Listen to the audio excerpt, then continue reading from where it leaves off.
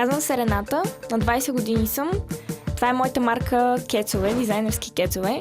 Започнах още когато бях в училище, 5-6 клас. Правих си сама вкъщи кецове от обикновена гуменка, китайска гуменка. Я боядисвах с боички.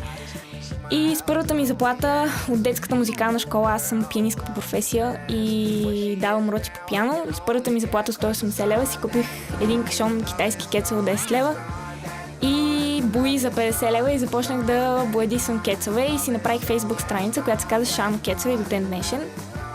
Тези 5 чифта, които виждате, са от последната есенната колекция на Шано.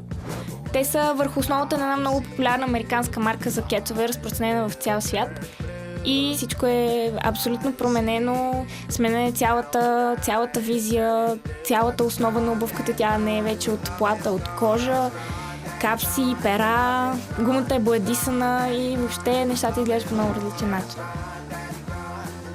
Това са кецове, които не са за всеки ден, те не са за дъжда, не са за снега, те са за партии, за да бъдем уникални, за да бъдем различни, но съм и много критикувана от всички художници и хора, които се занимават с приложено изкуство и които имат такова образование, защото не знам кое точно как се прави.